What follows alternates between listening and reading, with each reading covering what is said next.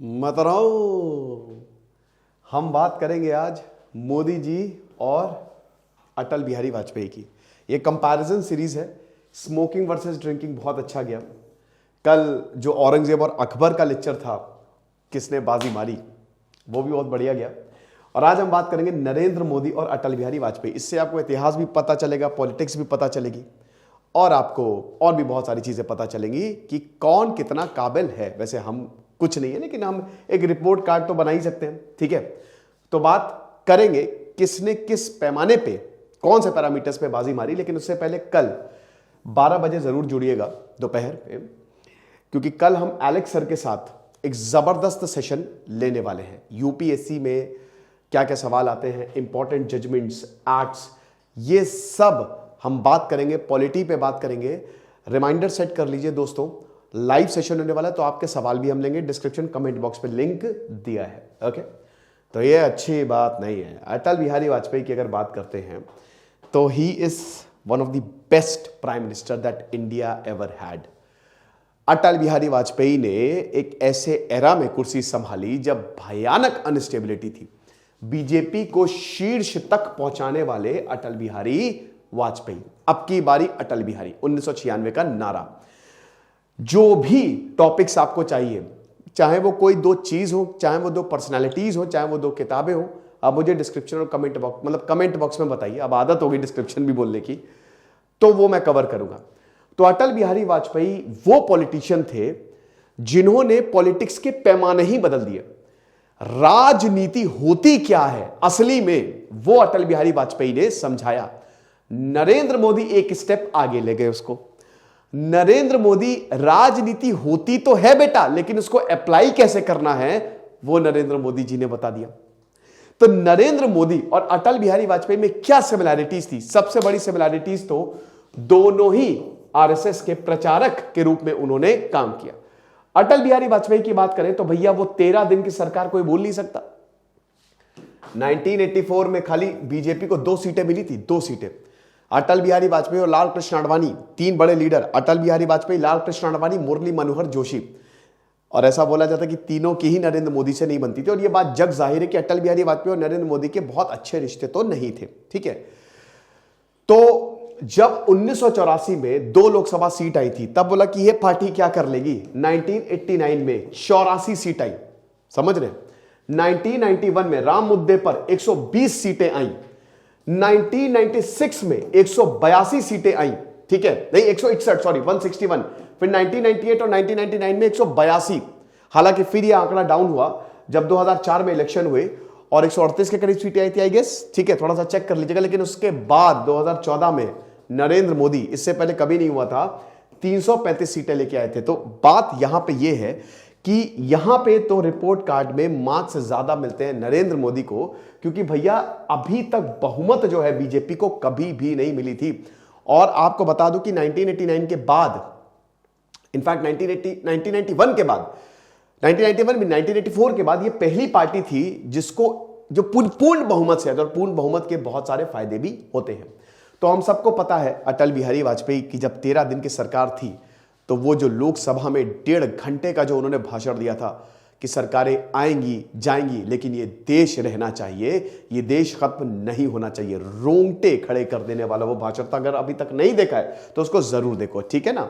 तो ये 1998 से 2004 तक ये भारत के प्रधानमंत्री रहे और इन्होंने सकुशल सरकार चलाई थी। सकुशल, एक ऐसे इंसान, भाई पोइट्री से, जो इनकी पोइट्री थी वो तो जबरदस्त थी, ठीक है, गीत नहीं गाता हूं, क्या बात है ना।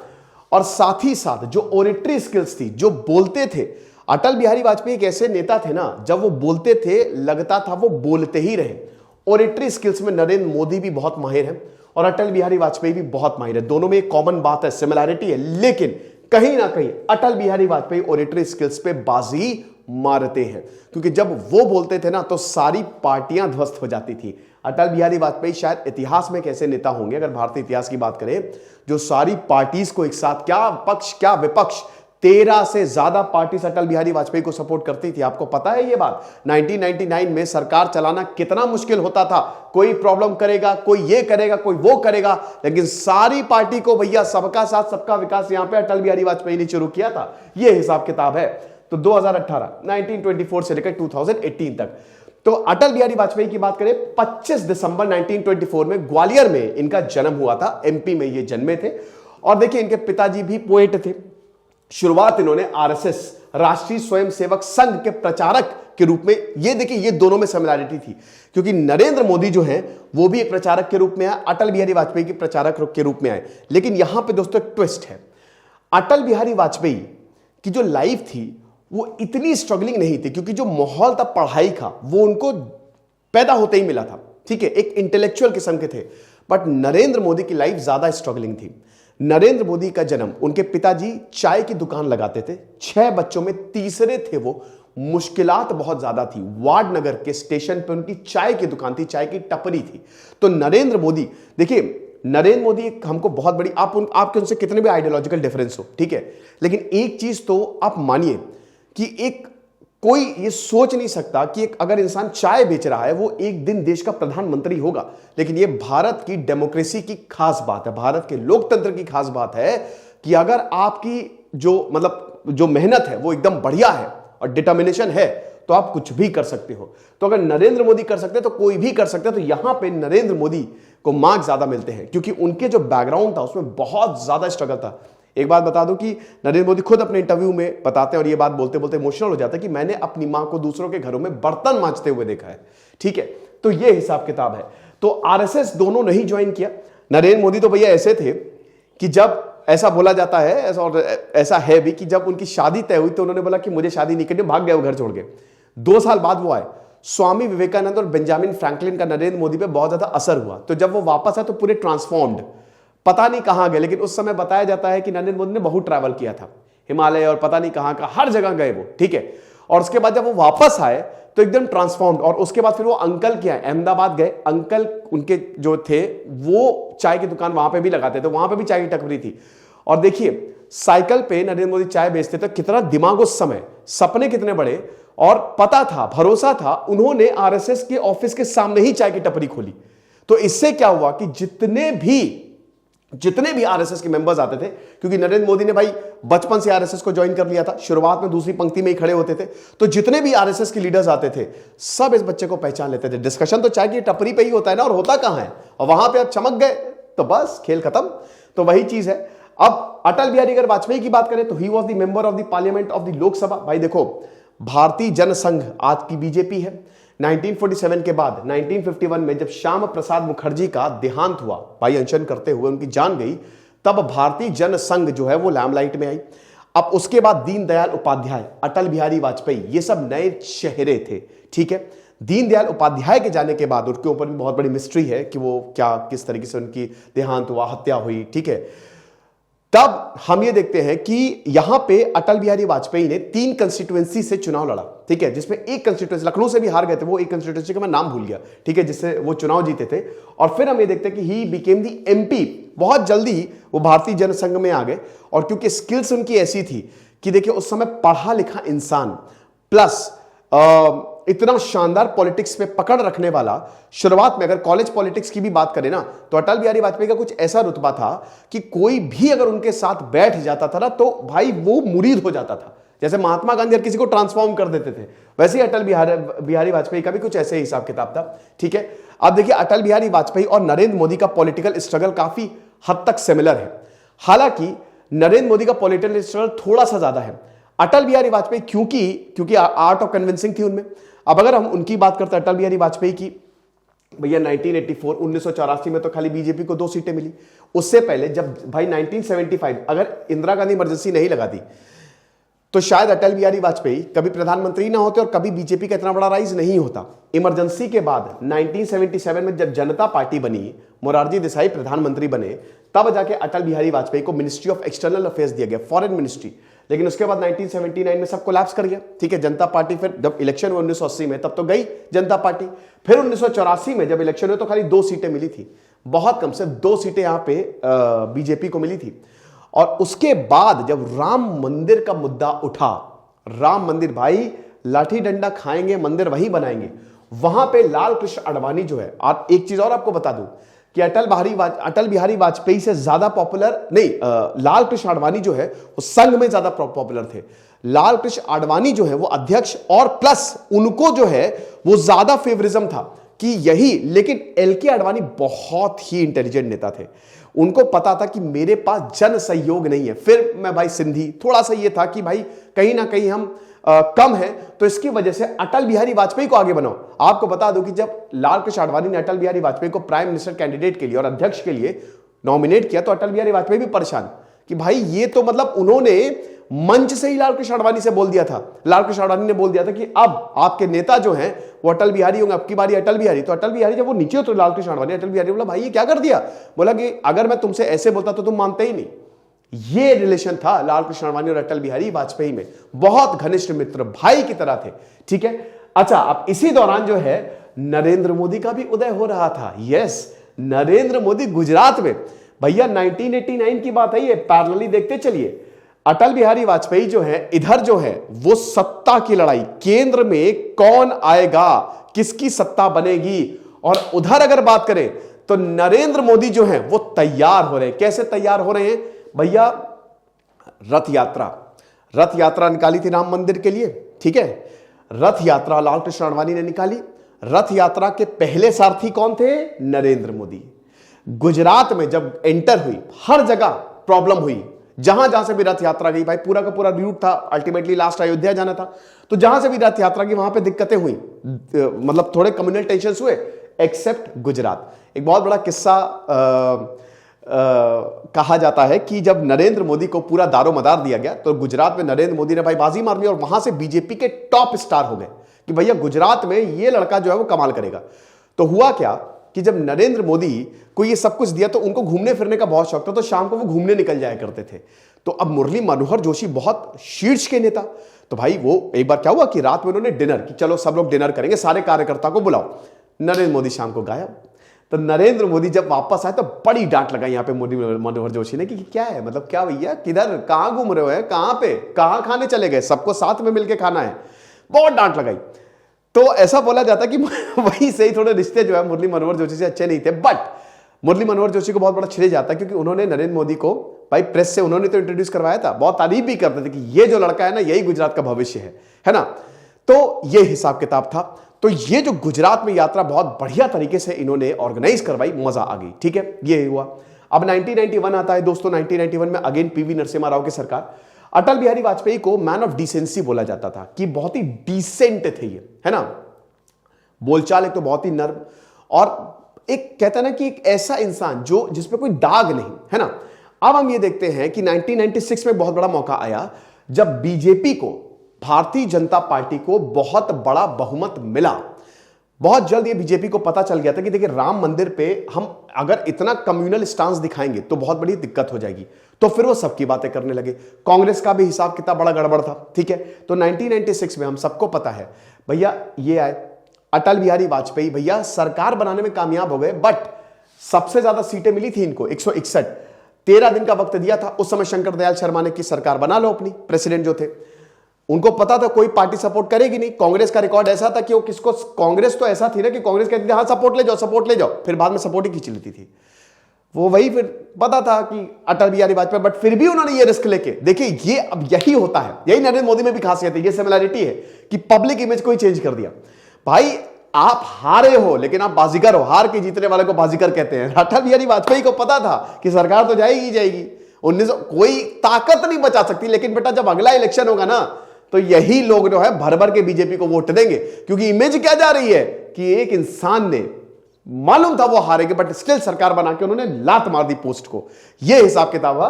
फिर वही 13 दिन, वही 1.5 घंटे की जबरदस्त स्पीच दी यहाँ पे अटल बिहारी वाजपेयी ने। फिर मौका आता है 1998 पे, क्योंकि 1996 में हम सबको पता है भैया इंदर कुमार गुजराल आए, एचडी देवेगौड़ा आए, पहले अटल बिहारी वाजपेयी है, फिर एचडी देवेगौड़ा आए, ठीक है। हालांकि उनको भी बहुत बैलेंस ऑफ पेमेंट क्राइसिस, खैर वो तो पीवी नरसिम्हा राव ने बहुत उसको हैंडल किया, बहुत अच्छे से हैंडल किया। फिर उसके बाद आईके गुजराल आए, इंदर कुमार गुजराल जो कि बहुत बड़े नेता थे, आईएएस ऑफिसर, उनकी भी कहानी जबरदस्त है। बट हो नहीं पाया कुछ। अगेन 1998 में अटल बिहारी वाजपेयी ने फिर से 182 सीटें मिली। इस बार 13 की 13 पार्टियां, भैया आप ही आओ संभालो हमको। बट अगेन ये जो 13 है ना, 13 नंबर, ये बड़ा दिक्कत। 13 दिन 13 पार्टियां 13 महीने, फिर अटल बिहारी वाजपेयी की सरकार जो है खाली 13 महीने चली।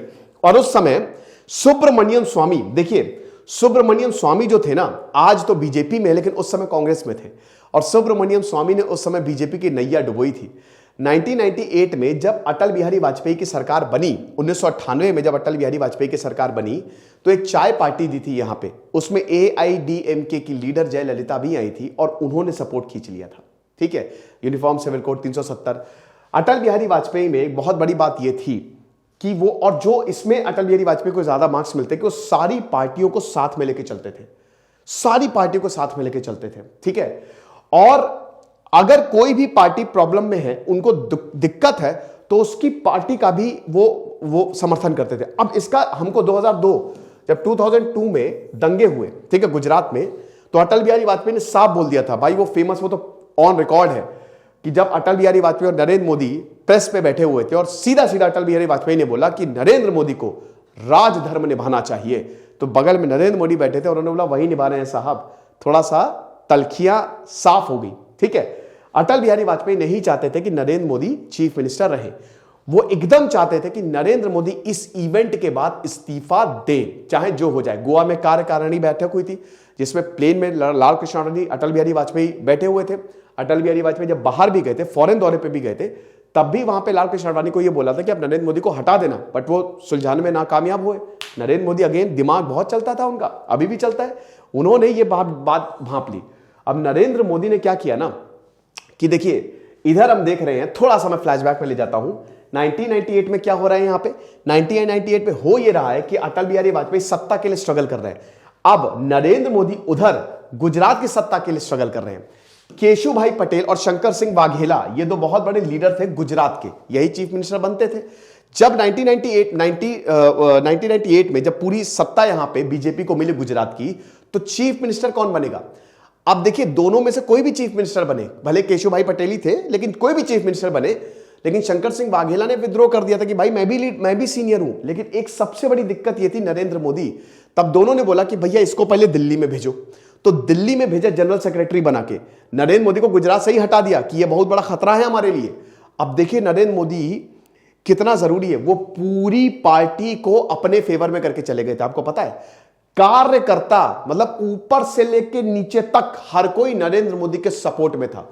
इनफैक्ट बीजेपी का जो अपर लीडर्स थे वो नरेंद्र मोदी, भाई अटल बिहारी वाजपेयी ही चाहते थे उस समय प्रधानमंत्री। क्यों चाहते थे? क्योंकि देखिए बहुत सारी पार्टीज ने ये बोला, जैसे तेलुगु देशम पार्टी है, AIDMK है, उन सब ने ये बोला था कि 2002 के जो दंगे हुए ना वो बहुत गलत है और उसमें फिर इस्तीफा देना चाहिए यहाँ पे नरेंद्र मोदी को। अटल बिहारी वाजपेयी को पता था कि भाई हमारी गठजोड़ की सरकार है, अगर कुछ भी इधर उधर होता है तो गुजरात के चक्कर में हमारी केंद्र की सत्ता चली जाएगी। तो इसीलिए वो चाहते थे कि ये बात समझे नरेंद्र मोदी। नरेंद्र मोदी ने क्या देखे दांव क्या खेला, ये भाई मीटिंग से पहले ही नरेंद्र मोदी ने इस्तीफा दे दिया। इससे पहले अटल बिहारी वाजपेयी लाल कृष्ण अडवाणी ने अनाउंस करे, वो पहले ही इस्तीफा दे दिया। और जैसे ही ये बात फैली तुरंत हल्ला हो गया बीजेपी के अंदर कार्यकर्ताओं में कि हम इस्तीफा नहीं देने देंगे नरेंद्र मोदी को। बच गई उनकी सीट। तब उस समय अटल बिहारी को यह पता चला कि भाई बहुत बड़ा लीडर हो गया है। हालांकि आपको बता दूं कि 2001 में 2001 में नरेंद्र मोदी चीफ मिनिस्टर बने थे गुजरात के, और 2000 के बाद नरेंद्र मोदी ने जबरदस्त डेवलपमेंट किया है गुजरात में, नो डाउट। मैं खुद गुजरात गया हूं दोस्तों, शानदार डेवलपमेंट है। गुजरात मॉडल की बात होती है और होनी भी चाहिए। हालांकि एक इसमें यह भी तर्क दिया जाता है कि भाई ऐसा है कि गुजरात तो पहले से ही बहुत ज्यादा डेवलप था, है ना, लेकिन दोस्तों इसको और ज्यादा शीर्ष पे ले जाना वो नरेंद्र मोदी ने किया है। गुजरात में वो काम दिखता है, ठीक है ना, ये चीज है। अब हम यहां पे बात करते हैं थोड़ी सी काम की, जो अटल बिहारी वाजपेयी ने की, और पैरेलली में नरेंद्र मोदी की भी बातें भी आपको बता दूंगा। काम की बात करें तो दोनों इक्वल फुटिंग पे खड़े हैं, दोनों को इक्वल मार्क्स मिलते हैं, ठीक है। नरेंद्र मोदी भी बहुत मेहनती, अटल बिहारी वाजपेयी भी। तो सबसे पहले जो नई टेलीकॉम पॉलिसी थी, जो कि राजीव गांधी, भाई उन्हीं को ही तो father of IT, father of क्या, फादर तो नहीं बोलेंगे, बट IT का एक तरीके से शुरुआत करने वाला तो उन्हीं को ही बोला जाता है, ठीक है। इनोवेशन तो उन्होंने किया, और जो हमारी नई टेलीकॉम पॉलिसी है वो अटल बिहारी वाजपेयी लेके आए, है ना। उस समय भैया समझिए कि पूरा भारत चेंज हो रहा था। नेशनल हाईवे डेवलपमेंट प्रोजेक्ट, भाई रोडों की हालात बहुत ज्यादा खराब थे, वो अटल बिहारी वाजपेयी। और अगेन उसको नरेंद्र मोदी जो है वो 2 कदम आगे ले जा रहे हैं, क्योंकि इस समय नितिन गडकरी इतना शानदार काम कर रहे हैं। अगर हम रोड्स की बात करें, क्या बताएं, दिल्ली मेट्रो रेल कॉर्पोरेशन, ढेर जगह। अब ये नरेंद्र मोदी भी इसको भी आगे ले जा रहे हैं, क्योंकि जहां जहां बीजेपी की सरकार है वहां देखो क्या होता है ना कि अगर केंद्र में भी वही सरकार है, राज्य में भी वही सरकार, तो कोऑर्डिनेशन बढ़िया होता है। कहते हैं ना डबल इंजन की सरकार तो बढ़िया रहती है। डिसइन्वेस्टमेंट शुरू किया, यहां पे भी दोनों सेम है। नरेंद्र मोदी जब आए तो प्राइवेटाइजेशन बहुत ज्यादा हो गया, प्राइवेट प्लेयर्स, एफडीआई आने लगा। तो यहां पे लोगों का यही कहना था कि भैया तुम तो कैपिटलाइजेशन कर रहे हो, डिसइन्वेस्टमेंट कर रहे हो, और यही डिसइन्वेस्टमेंट जो है वो अटल बिहारी वाजपेयी के समय शुरू हुआ था। तो यहां पे हमको सिमिलैरिटीज देखने को मिलती है, ठीक है ना। एजुकेशन को एज अ फंडामेंटल राइट, ये सबसे बड़ी उपलब्धि जो है सर्व शिक्षा अभियान 86th अमेंडमेंट एक्ट जो आया है अटल बिहारी वाजपेयी के समय में कि 6 से 14 साल के बच्चों को कंपलसरी एजुकेशन मिलेगी, ये कमाल कर दिया। देन उसके बाद जो भैया नॉर्थ ईस्टर्न स्टेट्स के लिए नए डिपार्टमेंट बनाना, यहां पे नरेंद्र मोदी को मार्क्स बहुत ज्यादा मिलते हैं। नरेंद्र मोदी इसमें बाजी मार लेते हैं, क्योंकि सबसे जबरदस्त अगर नरेंद्र मोदी का काम है वो नॉर्थ ईस्ट में देखने को मिलता है। नॉर्थ ईस्ट में नरेंद्र मोदी ने कमाल कर दिया है। जब मैं मनमोहन सिंह और नरेंद्र मोदी को कंपेयर करूंगा, इसमें मनमोहन सिंह को भी बहुत बड़ा श्रेय जाता है, तो आपको मैं बताऊंगा। लेकिन डेफिनेटली अगर नॉर्थ ईस्ट की बात करें तो काफी कुछ इस समय हो रहा है, और इसका पूरा का पूरा तो नहीं, लेकिन काफी हद तक यहां पे नरेंद्र मोदी को श्रेय जाता है, ठीक है ना। उसके बाद फिर प्रधानमंत्री ग्राम सड़क योजना, ये बहुत जरूरी था। देन उसके बाद दिल्ली लाहौर बस रूट। अच्छा, 2 बहुत बड़ी यहां पे दिक्कतें हुई थी जब अटल बिहारी वाजपेयी जो है प्रधानमंत्री थे, ठीक है। एक तो नहीं, 2 नहीं, एक लाहौर डिक्लेरेशन, जब अटल बिहारी वाजपेयी पूरी की पूरी बस लेकर लाहौर गए थे, और 1 महीने बाद कारगिल हुआ था 1999 में, ठीक है। 4 मई को जब कैप्टन सौरभ कालिया की टीम गई थी और किस तरीके से उनकी लाश के साथ बर्बरता की गई वो हम सबको पता। कारगिल पे मैंने ढेरों लेक्चर लिए हैं, और 26 जुलाई ऑपरेशन विजय, हमने कारगिल पे फतेह पाई।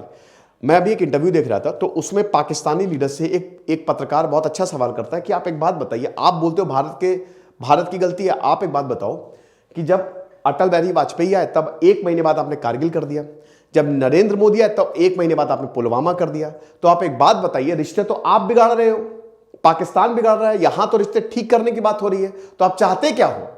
ये हिसाब किताब सीधा उन्होंने बोला, तो और कोई जवाब नहीं था।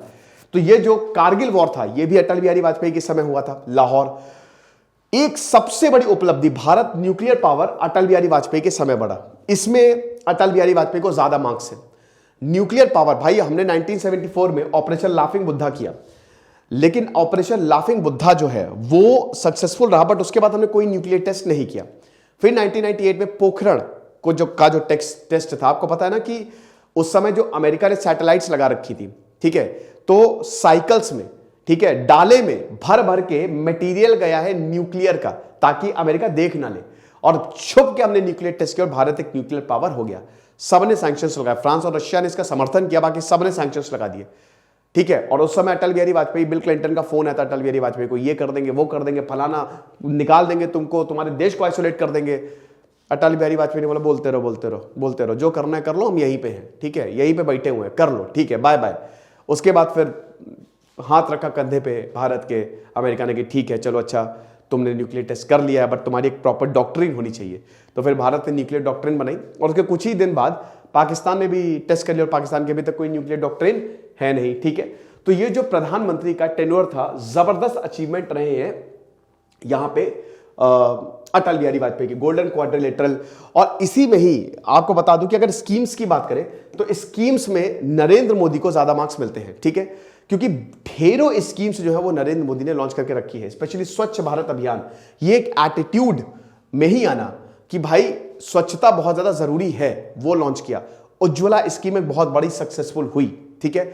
आयुष्मान भारत बहुत बड़ी, 50 करोड़ से ज्यादा लोगों को इंश्योरेंस कवर के अंदर लेके आना, ये बहुत बड़ी उपलब्धि जो है। और आपको बता दूं कि जो फॉरेन रिलेशंस हैं, फॉरेन रिलेशंस दोनों के ही समय में बहुत बढ़िया थे, ठीक है। अटल बिहारी वाजपेयी ने भी फॉरेन रिलेशंस बढ़िया किए, और नरेंद्र मोदी के समय वो एक स्टेप और आगे ले गए कि फॉरेन रिलेशन जो है वो इस समय बहुत बढ़िया है। यूक्रेन रशिया पे भाई सबने नरेंद्र मोदी की तरफ देखा कि भाई नरेंद्र मोदी कुछ कर पाएंगे, तो ये एक बहुत बड़ी बात है, ठीक है, ये चीज है।